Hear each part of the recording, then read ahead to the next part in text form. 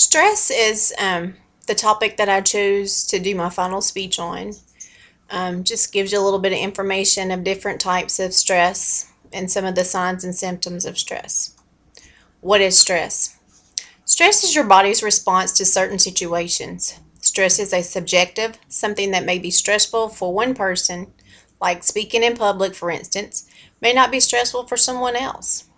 Not all stresses are bad. For example, graduating from college may be considered a good stress. Stress can affect your physical health, your mental health, and your behavior. In response to stressful stimuli, your body turns on its biological response. Chemicals and hormones are released that are meant to help your body rise to the challenge. Your heart rate increases, your brain works faster and becomes razor sharp. You have a sudden burst of energy. We cannot eliminate stress from our lives, but we can learn to avoid and manage it. There are two types of stress. First is acute stress. Acute stress is your body's immediate reaction to a new challenge, event, or demand, the flight or fright response. As the pressures of a near-miss automobile accident, an argument with a family member, or a costly mistake at work sink in, your body turns on this biological response. Acute stress isn't always caused by negative stress. It's also the experience you have when riding a roller coaster or having a person jump out at you in a haunted house. Isolated episodes of acute stress should not have any lingering health effects. In fact, they might actually be healthy for you, as these stressful situations give your body and brain practice in developing the best response to future stressful situations. Then there's chronic stress. If acute stress isn't resolved and begins to increase or last for long periods of time, it becomes chronic stress. Chronic stress can be detrimental to your health, as it can contribute to several serious diseases or health risks, such as heart disease, cancer, lung disease, accidents, cirrhosis of the liver, and suicide. The body doesn't distinguish between physical and psychological threats. If you have a lot of responsibilities and worries, your emergency stress response may be on most of the time. The more your body's stress system is activated, the easier it is to trip and the harder it is to shut off. Long-term exposure to stress can lead to serious health problems. Chronic stress disrupts nearly every system in your body.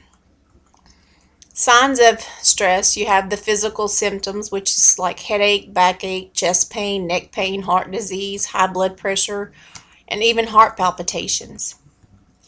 And you even have mental and emotional symptoms. They can be feeling out of control, forgetfulness, feeling insecure, depression, sadness, and even anxiety. There are tips for managing stress, though.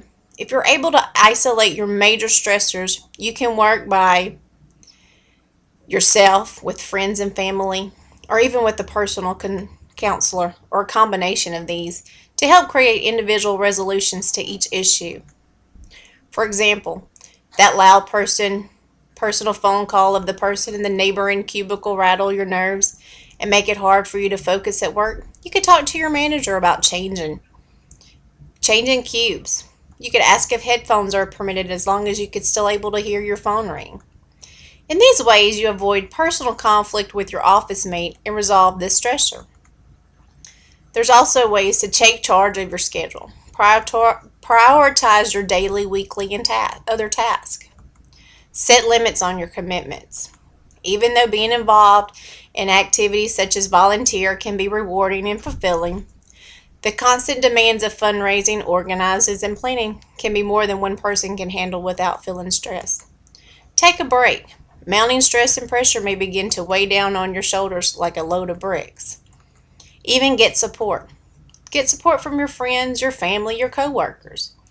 Maybe your best asset in the fight against overwhelming stress. Don't neglect your health. When deadlines are looming and you're fighting to stay above the water, it's easy to let your health fall by the wayside. Get regular sleep. There's also practice relaxation techniques, such as deep breathing, meditation, yoga, stretching, and even massage are great ways to work out that physical and mental effects of chronic stress. These are just some of the different types of ways to deal with stress. The effects of stress are uncontrollable. They're unpredictable, and constant stress has far-reaching consequences on our physical and mental health. Stress can begin in the womb and recur throughout life. One of the pathological consequences of stress is a learned helplessness that leads to the hopelessness and the helplessness of clinical depression. But in addition, many illnesses such as anxiety states, high blood pressure, heart disease, and addictive disorders, to name a few, also seem to be influenced by chronic or overwhelming stress.